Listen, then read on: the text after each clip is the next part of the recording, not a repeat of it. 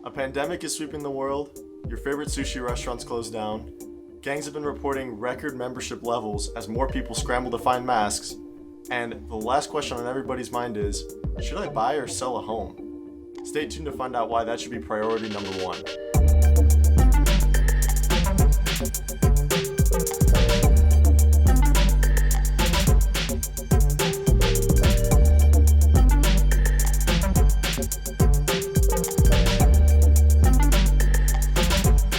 What's up, y'all? Welcome to Really Realty, the channel dedicated to help you achieve your dreams through the amazing world of real estate.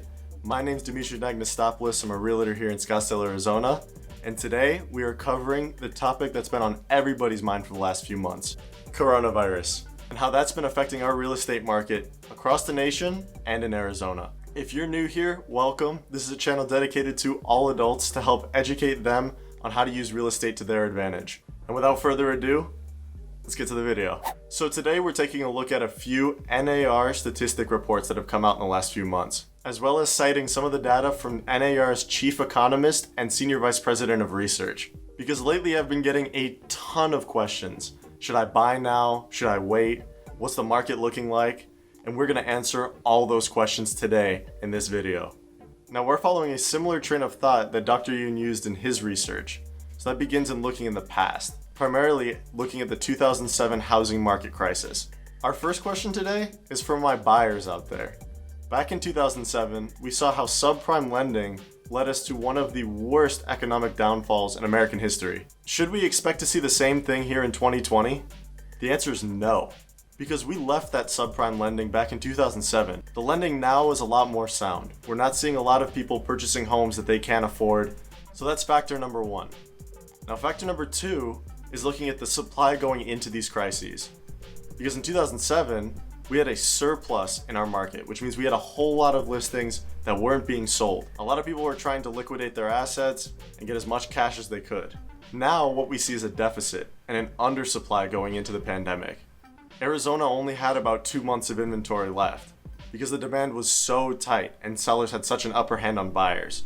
On top of that, a lot of sellers have been waiting to list their property until after this is all over. So we're seeing a heavy influx of buyers and not a whole lot of sellers. This is giving sellers the upper hand today, but also, once this is all over, we're gonna see a lot of homes entering the market, creating a great flow of supply and demand. So what does that mean?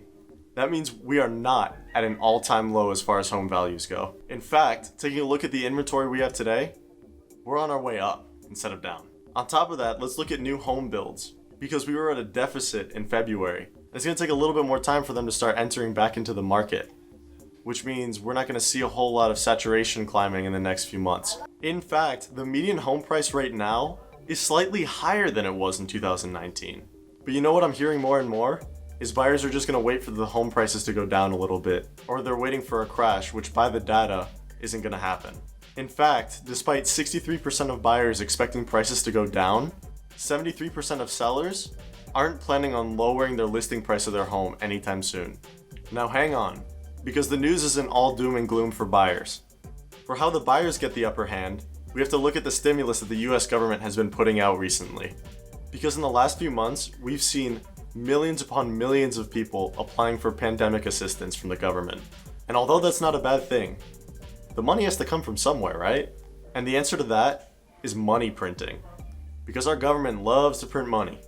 And the thing that makes America so great is that in times of turmoil, the dollar is incredibly desired.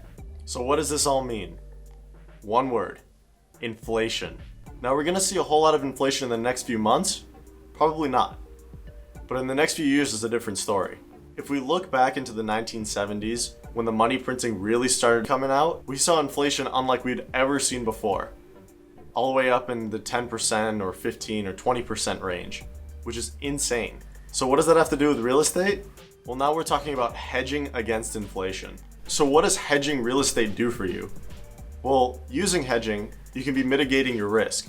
As prices go up across the board, home values go up as well, which in turn raises your equity. Hedging is without a doubt a very complicated process. And I'm going to be putting out a video later with more in-depth analysis on how hedging can help you or hurt you.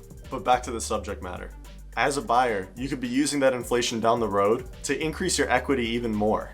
But if you're planning to wait 1 or 2 or 5 or 10 years, with real estate rising at an exponential rate and being paid the same amount every single year, you are dramatically falling behind the longer that you wait. And this isn't even covering interest rates right now, because a lot of what we're hearing is interest rates are at an all-time low and it's never been a better time to buy a house. But most people don't understand that concept. If that's you, reach out to me and let's talk to a lender and figure out why right now is one of the best times to buy. So, because of coronavirus, are we at an all-time low? No. Now we're going to see a real estate market crash like we did in 2007? Maybe not at all. Is right now the best time to buy or sell a home? Well, maybe not the best, but it's pretty good in terms of planning for your future.